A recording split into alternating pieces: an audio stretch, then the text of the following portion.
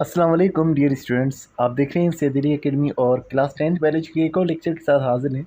और आज की इस वीडियो के अंदर हम स्ट्रक्चर ऑफ नेफ्रॉन जिक्र करने वाले हैं कि नेफ्रॉन की बनावट किस तरह से होती है।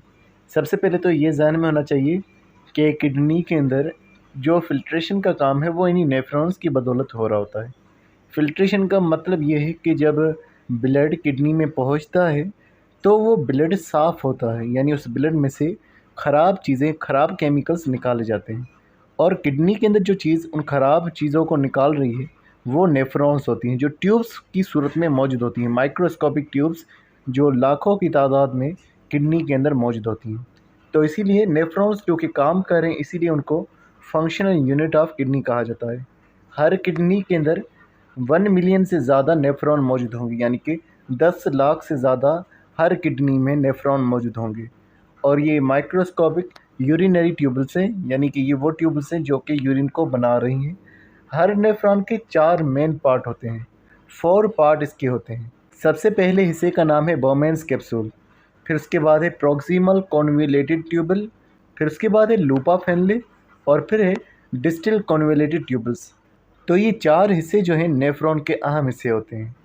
और फिर जब यूरिन बना देते हैं नेफ्रॉन्स, तो वो सारा यूरिन एक ट्यूब में जमा होता है जिसे कलेक्टिंग डक्ट कहा जाता है। डक्ट का मतलब होता है एक ट्यूब जो कलेक्ट कर रही है यूरिन्स। तो ये जो है कलेक्टिंग डक्ट कई सारे नेफ्रॉन से जुड़ा होता है, और सारे नेफ्रॉन्स यूरिन बनाने के बाद उसे कलेक्टिंग डक्ट में शामिल कर देते हैं। अब नेफ्रॉन्स जो हैं उनके गिर्द नेफ्रॉन जो है उसके साथ कई सारी ब्लड वेसल्स जुड़ी होती हैं। जो नेफ्रॉन के साथ ब्लड वेसल्स होती हैं वो माइक्रोस्कोपिक ब्लड वेसल्स होती हैं जो कैपिलरीज होती हैं।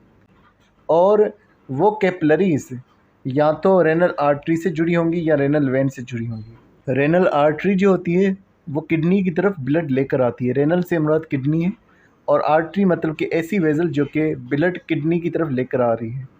रेनल वेन जो होगी वो साफ़ ब्लड को वापस लेकर जा रही होगी। तो ये जो हैं कैपिलरीज़ जो हैं वो इन्हीं रेनल आर्टरी और रेनल वेन के साथ जुड़ी होती हैं। अगर हम इस तस्वीर में देखेंगे तो आपको यहाँ पर 4 पार्ट्स नज़र आएंगे, जिनको हम एक और तस्वीर में देखते हैं। सबसे पहले अगर आप ये कप शेप स्ट्रक्चर देखेंगे, ये कप शेप स्ट्रक्चर जो सी शेप का हमें नज़र आ रहा है, ये होता है बोमेन्स कैप्सूल। बोमेन्स कैप्सूल के बाद हमें ट्यूब्स नज़र आ रही हैं बहुत सारी। अब जो सबसे पहली ट्यूब्स होती हैं, जो ये मुड़ी हुई ट्यूब्स हैं, इन्हें कहा जाता है प्रोक्सिमल कन्वोल्यूटेड ट्यूबल्स। और फिर ये जो बाद वाली मुड़ी हुई ट्यूब्स हैं, इन्हें कहा जाता है डिस्टल कन्वोल्यूटेड ट्यूबल्स। ये जो यूट्रन हमें नज़र आ रहा है, ये होता है लूप ऑफ हेनले।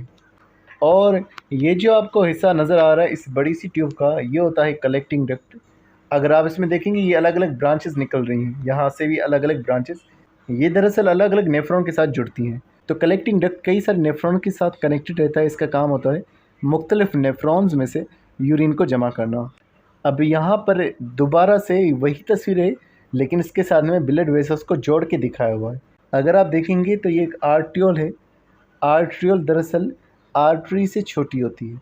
तो ये एक आर्ट्रियोल है जो कि इस बोमेन्स कैप्सूल के अंदर जा रही है। इसी बोमेन्स कैप्सूल को ग्लोमेरुलर कैप्सूल भी कहा जाता है। इस बोमेन कैप्सूल के अंदर ये आर्ट्रियोल जब जाएगा, अफरेंट आर्ट्रियोल जब जाएगा, तो फिर ये अपने में से कई सारी कैपिलरीज बनाएगा। ये जो कई सारी कैपिलरीज इसमें से बनेंगी, इस अफरेंट आर्ट्रियोल में से, इन्हें ग्लोमेरुलस कहा जाता है। फिर उसके बाद ये एक आर्ट्रियोल बना देंगे जिसे एफरेंट आर्ट्रियोल कहा जाएगा। अब उसके बाद ये आपको जो कैपिलरीज़ नज़र आ रही हैं, पूरी कैपिलरीज़, ये कैपिलरीज़ जो हैं जुड़ी हुई हैं इन ट्यूब्स के ऊपर, यानी प्रॉक्सिमल कन्वोल्यूटेड ट्यूबल के ऊपर भी नज़र आ रही हैं। उसके अलावा डिस्टल कन्वोल्यूटेड ट्यूबल के ऊपर भी नज़र आ रही हैं, और लूपा फेनले के ऊपर भी नज़र आ रही हैं। अब जो ट्यूबल्स इन ट्यूब्स के ऊपर जुड़ी हुई, यानी प्रॉक्सिमल कन्वोल्यूटेड ट्यूबल और डिस्टल कन्वोल्यूटेड ट्यूबल के ऊपर, उन्हें कहा जाएगा पेरी ट्यूबुलर कैपिलरीज। पेरी का मतलब होता है ऊपर, ट्यूबुलर मतलब कि ट्यूब्स के ऊपर। जो कैपिलरीज ट्यूब्स के ऊपर मौजूद है उन्हें पेरी ट्यूबुलर कैपिलरीज कहा जाएगा। और जो यहाँ पर लूपा फेनले के ऊपर मौजूद हैं, इन्हें वेजा रेक्टा कहा जाएगा। तो ये ध्यान में रखिएगा कि लाल कलर से जो इन्होंने दिखाया हुआ है, ये एक आर्टरी दिखाई हुई है जो कि रेनल आर्टरी में से निकलती है, और ये जो है नेफ्रॉन की तरफ ब्लड को लेकर जाती है। फिर उसके बाद ये सारी कैपिलरीज़ जो हैं, ये सारी कैपिलरीज़ एक वेनियोल के साथ जुड़ जाती हैं, और फिर वेनियोल जो है एक वेन बना देता है। ये वाली जो वेन होगी ये आगे चल कर के रेनल वेन के साथ जुड़ जाएगी। तो फिर इसी तरह से साफ़शुदा ब्लड जो होगा वो वापस रेनल वेन के ज़रिए से पूरी बॉडी में डिस्ट्रीब्यूट हो जाएगा। और ये वाली जो आर्टरी है जो कि आई हुई है रेनल आर्टरी से, ये ख़राब ब्लड को जिसमें कई सारे टॉक्सिक मटेरियल्स है उसे लेकर के आ रही है किडनी के पास। तो ये थोड़ा सा डिटेल टॉपिक है, आहिस्ता आहिस्ता से इंशाल्लाह समझेंगे। अब अगर हम इस तस्वीर में देखेंगे तो यहाँ पर इन्होंने शॉर्ट के अंदर इनके काम को भी दिखाया हुआ है और इन पार्ट्स के नाम को भी दिखाया हुआ है। जैसे सबसे पहला पार्ट यहाँ पर बुक के अंदर मौजूद है बोमेन्स कैप्सूल। तो बोमेन्स कैप्सूल के हवाले से लिखा हुआ है कि हर नेफ्रॉन की शुरुआत जो होती है वो कॉर्टेक्स के अंदर होती है। कॉर्टेक्स जो कि बाहर का हिस्सा होता है, एक मेडुला हिस्सा होता है और दूसरा कॉर्टेक्स होता है। तो कॉर्टेक्स के अंदर हर नेफ्रॉन शुरू होता है और कॉर्टेक्स के अंदर उसका पहला हिस्सा आता है, कप लाइक स्ट्रक्चर आता है जिसे बोमेन्स कैप्सूल कहा जाता है। अगर आप इस बोमेन्स कैप्सूल के अंदर देखेंगे तो सबसे पहले इसके अंदर जो ब्लड पहुंचेगा वो अनफिल्टर्ड ब्लड पहुंचेगा, यानी ब्लड के अंदर कई सारी चीज़ें मौजूद होंगी।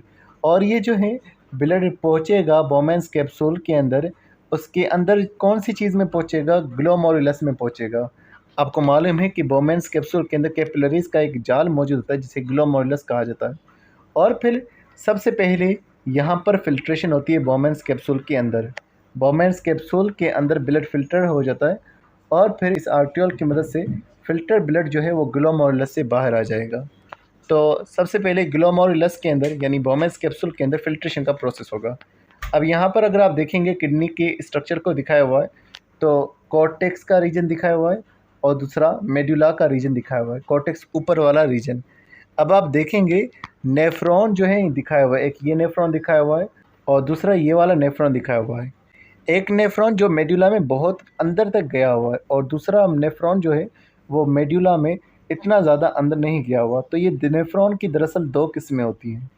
फिर दूसरे पार्ट के हवाले से लिखा हुआ है प्रॉक्सिमल कन्वोल्यूट ट्यूबल के बारे में कि बोमेन्स कैप्सूल के बाद एक छोटी सी कन्वोल्यूटेड यानी कॉइल्ड ट्यूब्स आती हैं, मुड़ी हुई ट्यूब्स आती हैं जिन्हें प्रॉक्सिमल कन्वोल्यूट ट्यूबल कहा जाता है, जो कि फिर मेडुला में दाखिल हो जाती हैं। उसके बाद तीसरे हिस्से का जिक्र जिसका नाम है लूपा फेनले। ये जो प्रॉक्सिमल कन्वोल्यूट ट्यूबल थी हमने देखा था कि पहले तो ये हमारे पास बोमेन्स कैप्सूल था, फिर उसमें से ट्यूब्स बनी और फिर वो जब नीचे की तरफ जा रही थी तो उसने एक यू शेप बना दिया नीचे की तरफ, यानी कि वो रेनल पिरामिड में जा रही थी, एक यू शेप ट्यूब बना दी जो फिर वापस कॉर्टेक्स तक ऊपर की तरफ आ रही है।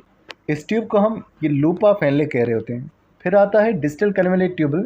जब ये लूपा फेनले ऊपर की तरफ कॉर्टेक्स में आएगा दोबारा से कन्वोल्यूटेड यानी कि कॉइल्ड हो जाएगा, फिर बनाएगा दूसरी ट्यूब जिनको डिस्टल कन्वोल्यूट ट्यूबल्स कहा जाता है।